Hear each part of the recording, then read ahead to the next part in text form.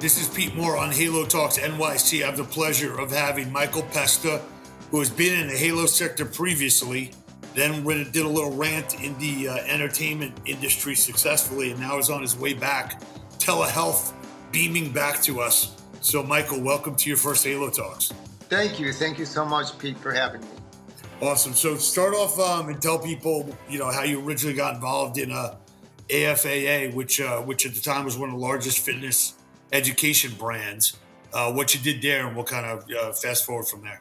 Sure, not a problem. Well, actually, I was a struggling actor back then, and I came to just help them move some boxes. And before I knew it, there was a handful of women, really. I was the only guy in there.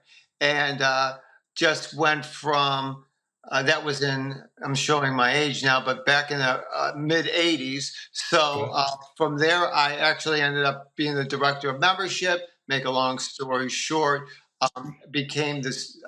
created a telemarketing division for them. And that telemarketing became the mainstay for the revenue. So we built it over time. We put it into about 73 different countries, but over that time, it was the first of its kind. So we were the first really setting standard and guidelines in fitness. I was able to get a front row seat to that. And when I left, I left after about 12 or 13 years. And I was on the board of directors, senior vice president of both the sales and the marketing. But more importantly, I was able to be a part of something that was really a movement back then. And it took off, and it just, we're just trying to keep up with it, really. But that's how I got started, just by moving boxes. What was the core playbook for AFAA at the time? What were you offering certifications in? And, given that our industry, I would say on average, is probably not the fastest one either to embrace technology or to embrace education.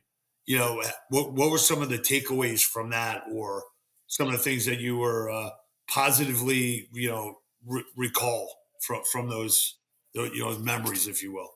Yeah. So the takeaway on that would be that when you're the first into an industry and nobody's done it before, you get a chance to see the hurdles that are in front of you.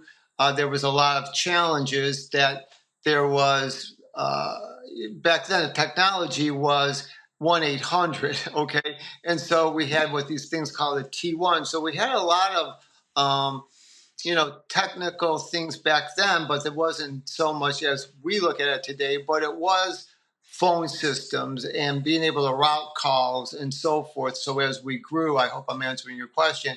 Part of the struggle there was figuring out even technology back then, how to route a call to the right person sitting at the desk. But we were new to the industry as far as education was concerned. And what stood out was that we got together with Reebok. So Reebok back then was, they were the big players, and we made a deal with them that we'll put Reebok shoes on all the instructors who were at that point millions every day. So that was the takeaway on that was you can integrate and cooperate with others in the industry, even though you're new to it in many ways. So I think that was my big takeaway would be Reebok with it. And if you take a look at what people like Reebok or what Nike are doing today, like Nike, has got to deal with a group called Fit Labs, where they're doing Nike running centers. You've got, Reebok that used to have a huge partnership with CrossFit. That seems to be kind of like been wiped off the internet. I don't know if you saw, but there used to be some awesome CrossFit and Reebok commercials, which no longer seem to be available. But they obviously spent millions and millions of dollars. Where do you see companies like that getting comfortable on the education or actually using their brand in the industry? And, do you think they're a little bit naysayers coming into the industry? Some of them maybe had good, success in relationships. Some of them maybe were licking their wounds. Yeah, I think, if today, as far as today is concerned, I've really been looking at how they're doing and so forth. I do know that I do see some of their labs, some because of COVID have closed down as far as the studios themselves. The education part has been, from my understanding, was always there. It may be not as prevalent as it used to be, but Reebok used to have a lot of different types of programs that it produced for fitness instructors or fitness enthusiasts to put their shoes on. And Nike itself seems to certainly be out there in many ways. Very influencers, celebrity driven product today. But education, seems to have been kicked around a little over the years, and I'm not sure where they're really landing today with the education. Gotcha. Gotcha. So talk about, when you left the industry and when you went into entertainment. Okay. So, like anything else, right? I was, after 12 years, I was in my mid 30s by then.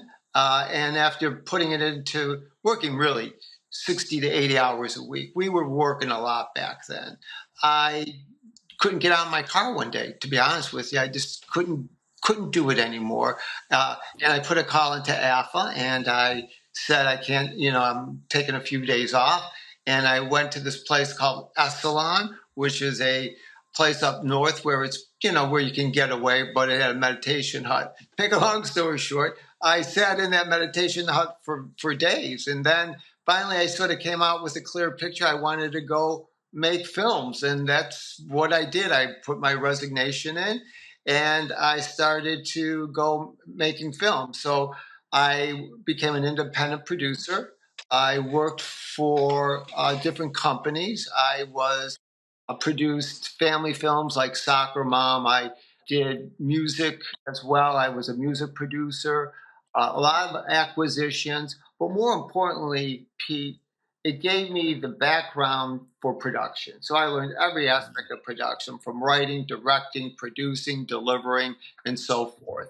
And so that's when those days back then were really, you know, uh, make a film, go to video, right? The blockbusters of the world and so forth. And one of the clever ideas I had because of Reebok with Apple was we put my producing friend there. We put Ladies Home Journal into carrying our products. So Okay. that worked with marketing as far as strategy is concerned. But then I saw the online coming in 2015, 16 into our industry. So that's when I left and came back again. When you came back, what is there anything that distinctly changed? I got into this industry back in 2000, and some of the issues that I had then, I still have now in 2024, 2025, which are, there's not as much of an appetite for hours being allocated towards education. People like actually want to learn the financial aspects of the business and other aspects of the business that are maybe outside of their like core day to day, domain. If I'm a personal trainer, there's no reason I shouldn't have the business acumen to understand how the whole club works. There's no reason why I shouldn't understand what the, financial economics are of building a location. Because at some point, I'm going to get the itch to potentially do that myself, or maybe I might convince myself that that's not something as an entrepreneur I want to do, or put my risk what I'm doing personally as like doubling down on my job. Right, I got a business that now depends on me, and also I got investors that depend on me. I've got debt that depends on me to pay them back. I got landlords. Things get much more complicated. So, have you seen any cosmic shift? Are you more inclined to be excited about what you're doing as we get to Telefitness because of like the background on some of the people that are now in our industry and the technology, savviness versus what it was 30 years ago? Yeah, no, it's a good question. Yeah, no, I'm very excited about it. And what I've been able to see is that what brought me forward or back into this industry is the entrepreneurship for personal trainers today. The education still needs to be coming forward because what we're doing with when we first started certified personal trainers, have always been those who want to be entrepreneurs and they Right. want to do their own thing. And I think the online education today is starting direct them towards that way. But more importantly, we're creating now new tiers for them to educate themselves. In other words, specialty programs are there now. They're not just counting, sit-ups and telling people how to lose weight. They're going above and beyond that with specialty programs. And today, one of the roles that we're creating through Classroom Trainer, a company I have, is the medical personal trainer, which will elevate them to interact with the healthcare industry more. So I hope I'm answering your question. Where Yeah, education is still evolving, the personal trainer role is still evolving, and them seeking out education to be entrepreneurs is sort of interacts with what we're doing with Telefitness. gotcha. Let's talk now about telefitness. As you think about it as a solution, what are some of the things that you deem that has been successful in telehealth that could be overlaid into telefitness, and what frustration did you find that this is going to solve? Okay.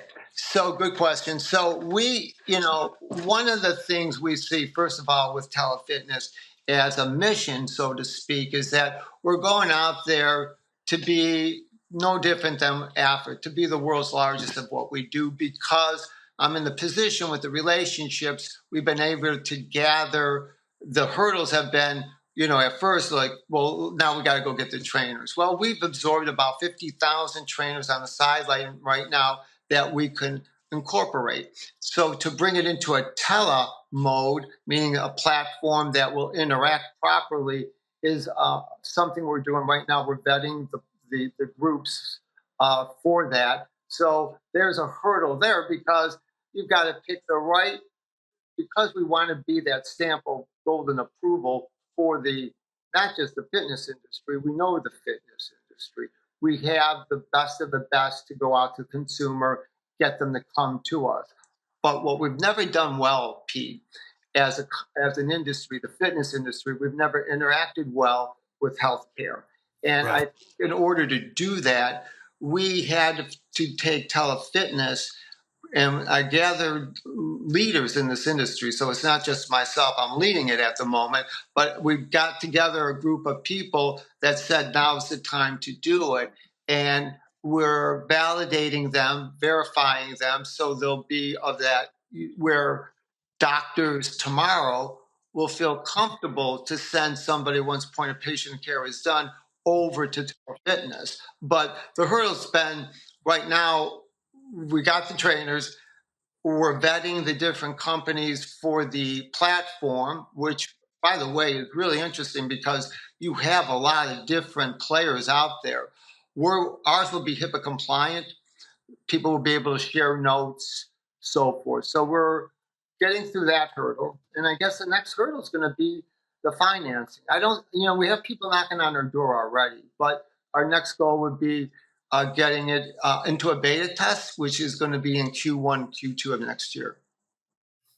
And tell me exactly how the process is going to work. So I'm a personal trainer, and obviously there are a lot of companies during COVID that tethered themselves to personal trainers. Those companies no longer exist Right. because a lot of the personal trainers said, "Hey, I'm going to go direct, either through YouTube or through Zoom or through through Facebook Live or what have you." Um, it started to get on some of these SaaS platforms that were basically helping them run their business.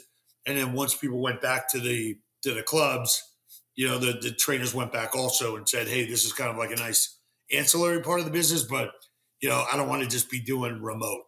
So, how do you view either the ease of use or like the leverage or the scalability that you're going to be potentially providing, and how a trainer kind of interacts with the tele-fitness, platform that you're building?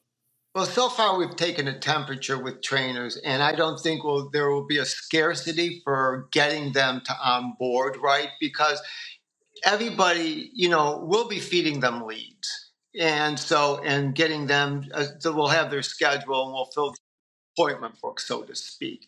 And we're not going to just have any trainer. Just because we have access to 50,000 plus doesn't mean we're going to take the best of the best, and we're going to feed those who are and have been through a protocol with us.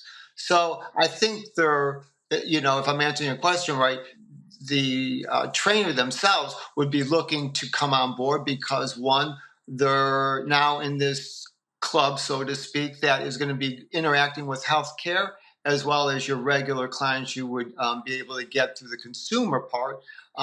So I think there's a lot of trainers out there who would love to have this business and get the business to them, and we're looking to do that.